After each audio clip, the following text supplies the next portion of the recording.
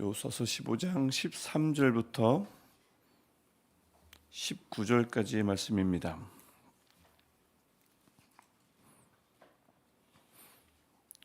여호수아서 15장 13절부터 19절까지의 말씀, 오늘 한 절씩 교독하고 마지막 절 19절은 함께 읽겠습니다.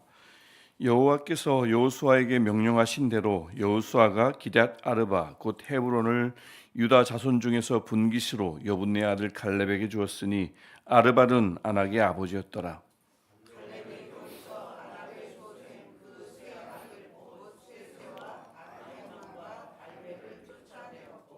거기서 올라가서 드빌 주민을 쳤는데 드빌의 본 이름은 기럇세벨이라.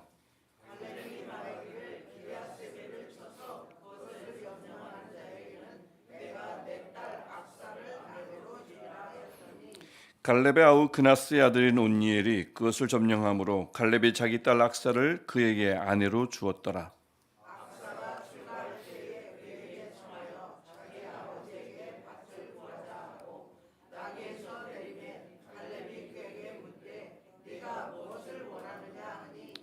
이르되 내게 함께 읽겠습니다.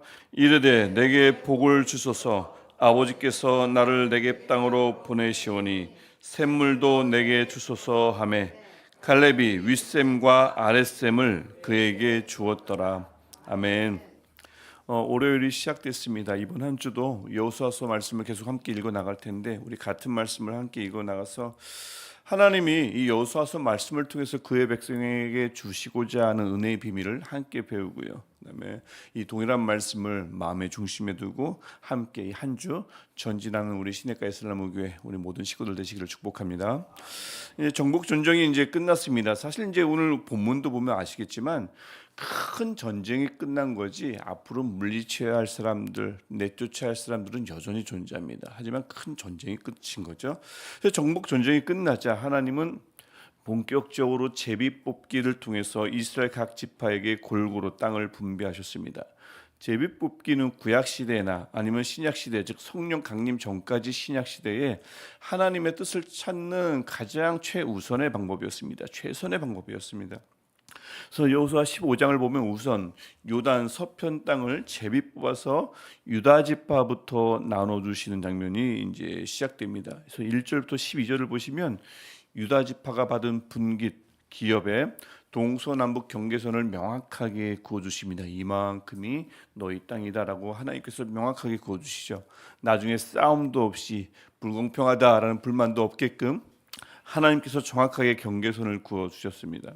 그래서 내일 볼 본문이 20절부터 60절 좀 깁니다. 이제 일부만 볼 텐데 우리 읽을 때는 그 분깃 안에 있는 성읍들의 모든 목록을 상세하게 언급하고 있습니다. 근데 이제 오늘 말씀은 유다 지파 전체의 땅 본문, 요 사이에 끼어 있는 본문입니다. 갈렙 이야기입니다. 우리가 어제 보았던 14장에 그 갈렙 이야기가 다시 등장하는 거죠. 우선 갈렙은 유다 지파 전체와는 다르게 제비 뽑기로 땅을 받지 않습니다. 우리가 어제 보았듯이 갈렙은 제비 뽑기로 땅을 받는 것이 아니라 여호와께서 말씀하신 이 산지를 내게 달라고 했기 때문에 거기에 따라 여호수아가 하나님의 말씀에 따라서 갈렙에게 그 땅, 여전히 아낙 자손이 거주 중인 헤브론을 갈렙에게 주는 장면이 13절에 나옵니다. 헤브론은 이 성의 원래 이름이 아르바, 즉 키가 가장 컸던 사람의 이름이 아르바입니다. 근데 그 아르바 이름을 따서 기럇 아르바라 불렀다고 하죠. 어제 본문에도 나오고 오늘 본문에도 나옵니다만 기럇이라는 뜻은 성읍이라는 뜻입니다. 그래서 아르바의 성읍이라고 할 만큼 헤브론 하면 기골이 장대한 사람들로 가득 찬 곳. 그래서 웬만한 사람들은 싸울 엄두도 낼 수 없는 초롱성과 같은 곳이었습니다. 그러니까 헤브론은 평지가 아니라 척박한 산지이기도 하고 도무지 이길 수 없는 아주 험난한 곳이었습니다.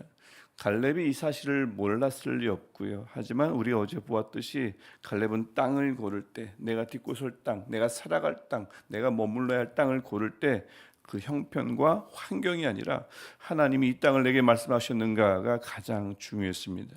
그래서 자그마치 45년 전 자신에게 하셨던 하나님의 말씀 하나 믿고 그 산지 헤브론, 철옹성 헤브론을 과감히 갈렙은 선택했죠. 그래서 그 땅을 유업으로 받자마자 이 갈렙이 한 것이 무엇입니까? 14절 보면 가만히 있지 않습니다. 그곳에 있는 세 아들, 아낙의 세 아들 세세와 아히만과 달메를 바로 내쫓습니다. 진멸한 거죠. 거룩하게 한 것입니다. 하나님의 땅으로 삼은 것입니다. 그럼 거기서 멈춥니까? 그렇지 않습니다. 15절 말씀 보시면 거기서 올라가서 헤브론의 남서쪽에 있는 드빌, 기랴세벨이죠. 책의 성읍이라는 뜻입니다. 세페르 하면 책, 뭐 성경을 가리킬 때도 세페르라고 하는데 기랴세페르. 근데 우리 음역은 기랴세벨로 음역돼 있지만 책, 도서의 성읍이라는 뜻인데 그곳을 바로 칩니다. 갈렙이 싸우는 걸 좋아해서가 아닙니다. 호전적이어서가 아닙니다. 어떻게든 내가 서 있는 땅, 내가 머문 땅을 하나님의 땅, 하나님의 나라로 더 넓히려는 거룩한 몸부림인 거죠. 주변이 어떻든 내가 사는 환경이 어떻든 나만 깨끗하면 되지라는 생각은 갈렙의 사전에 없었습니다. 갈렙은 그가 딛고 설 땅, 그곳이 어디든 어떻게든 하나님의 나라로 바꾸려는 사람이었거든요. 오늘 우리도 우리 동일한 믿음 가지시면 좋겠습니다. 저도 그렇습니다. 그래서 하나님이 내게 주신 자리, 내게 주신 가정, 내게 주신 일터를 그저 그냥 버티는 곳이 아니라 하나님의 소유로 하나님의 나라로 계속해서 바꿔나가시는 저와 여러분 되시기를 축복합니다. 그래서 갈렙은 그 거룩한 일을 혼자 해내려 하지 않고 이 드빌, 이 기랴세벨을 점령할 사람을 찾는 장면이 16절에 나옵니다. 조건을 내버렸죠. 그래서 이 드빌을 점령한 자에게 내 딸 악사를 아내로 주겠다라는 조건을 내걸었습니다.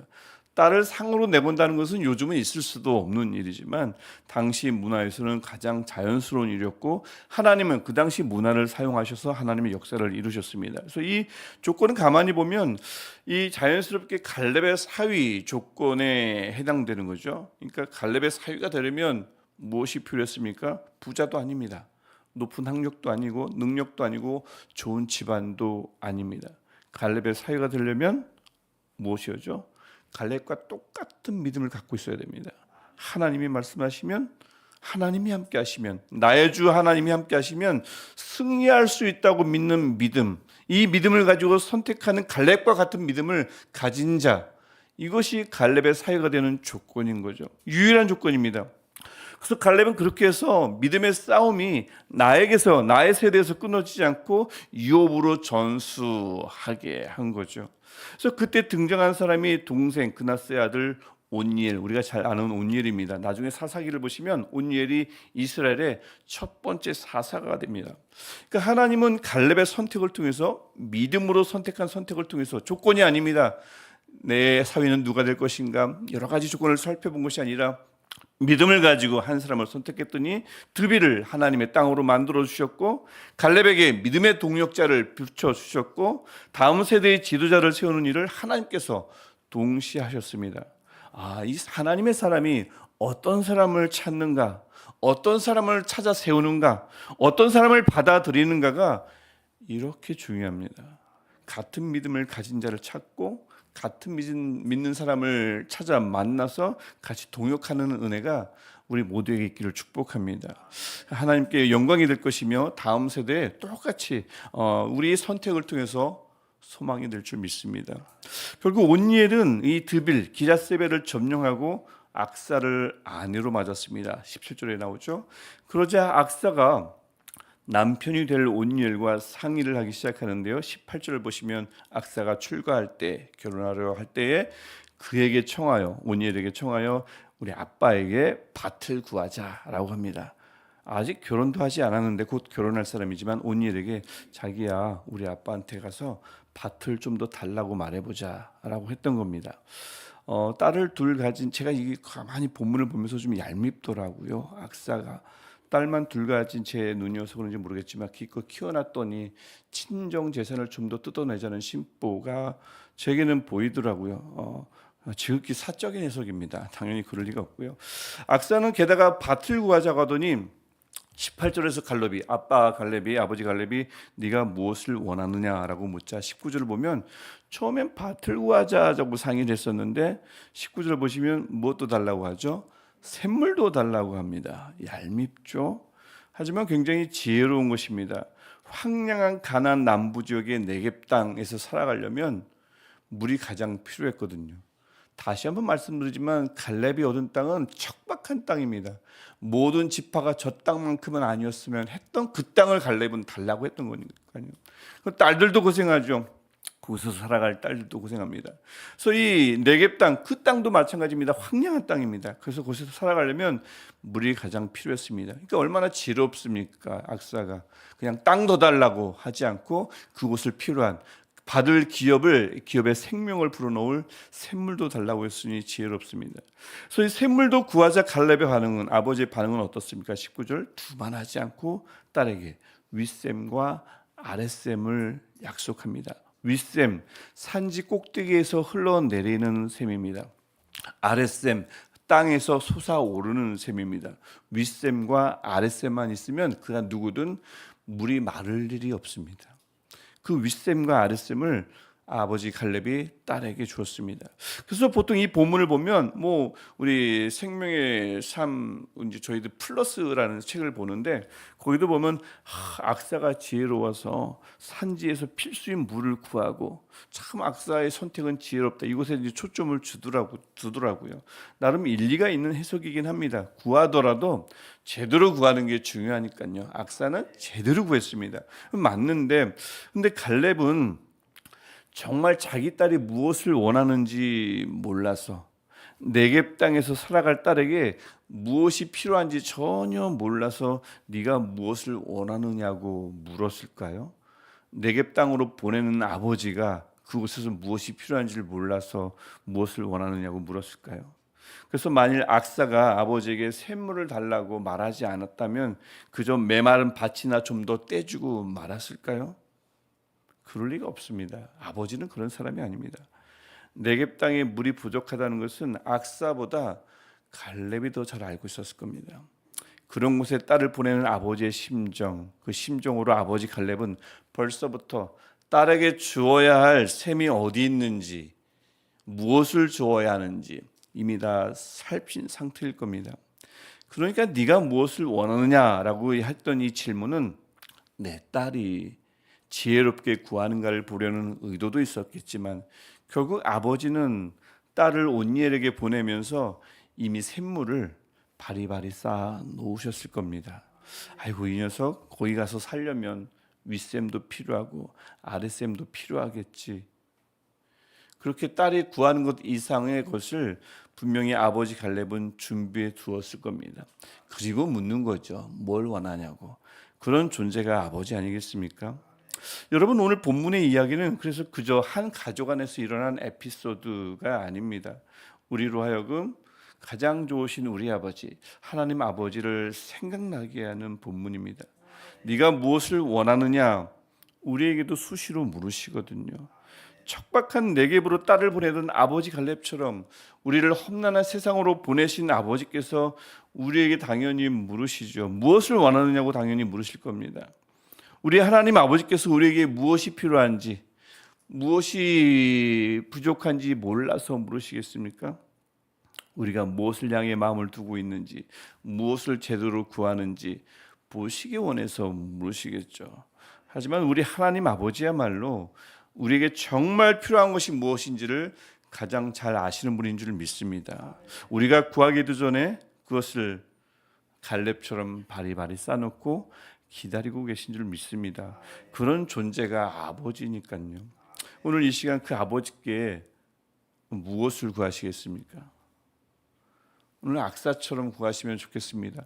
여러분의 필요를, 저의 필요를, 우리의 필요를 구해야죠. 막 많이 잽니까? 아버지께 나의 필요를 구하면 됩니다. 주님, 밭이 필요합니다. 이 밭을 일구려면 샘물도 필요합니다. 주님, 가정 주셨으면 가정을 일굴 샘물이 필요합니다. 일터를 주셨으면 그것을 살릴 샘물이 필요합니다. 이런 저것들을 우리에게 주셨으면 그것을 생명을 이어나갈 생명의 근원이 필요합니다. 이러한 것들을 하나님께 우리가 구할 수 있습니다. 구할 때 우리 아버지 하나님은 우리에게 필요한 것을 주실 뿐만 아니라 갈렙처럼 윗샘과 아랫샘을, 악사가 구하지도 않은 윗샘과 아랫샘을 갈렙이 주었던 것처럼 하나님도 우리에게 윗샘과 아랫샘을 허락하실 줄 믿습니다. 우리가 에베소서 3장 20절을 보면서 우리가 함께 나눴지만 우리 아버지는 우리가 구하거나 생각하는 모든 것에 더 넘치도록 능히 하실 이이십니다. 그 아버지께서 우리에게 더 넘치도록 왜 주시지 않겠습니까?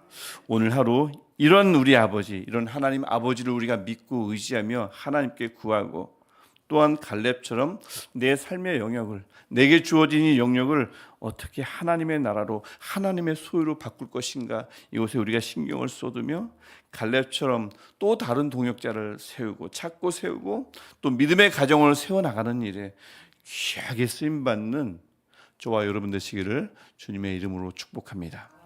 기도하겠습니다. 하나님, 우리가 오늘도 우리가 구하거나 생각하는 모든 것에 더 넘치도록 능히 행하실 주님을 의지하며 나아갑니다. 그 하나님을 의지하며 믿고 기도할 때에 우리의 필요를 채워주시되 내객과 같은 세상 속에서 궁핍하지 않게 채워주시고, 또한 주님이 주신 삶, 나의 생활, 나의 상황과 나의 자리와 나의 세명에 생명을 불어넣을 수 있는 셈, 윗셈과 아랫셈을 우리에게도 허락하여 주셔서, 마르지 않는 은혜의 샘물을 우리에게도 허락하여 주셔서 우리에게 맡겨진 것을 잘 일궈 나갈 수 있도록 주님 도와주옵소서. 또한 주님, 우리에게도 갈렙에게 주신 믿음을 주셔서 갈렙처럼 내 삶의 모든 영역을 하나님의 나라로 바꾸는 데 힘을 다하게 하시고, 갈렙처럼 우리를 통해 동역자가 부름받게 하시고 우리를 통해 동역자가 서게 하시며, 갈렙처럼 우리 역시 믿음의 가정을 세워나가는 일에 귀하게 쓰임받게 하옵소서. 우리 주 예수 그리스도의 이름으로 간절히 기도합니다. 아멘. 하늘에 계신 우리 아버지, 아버지의 이름을 거룩하게 하시며 아버지의 나라가 오게 하시며 아버지의 뜻이 하늘에서와 같이 땅에서도 이루어지게 하소서. 오늘 우리에게 일용할 양식을 주시고 우리가 우리에게 잘못한 사람을 용서하여 준 것 같이 우리 죄를 용서하여 주시고 우리를 시험에 빠지지 않게 하시고 악에서 구하소서.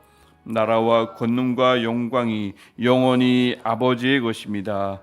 아멘. 오늘도 우리 샘물을 구할 때 윗샘과 아랫샘으로 우리를 풍성하게 채워주신 우리 하나님 아버지께 우리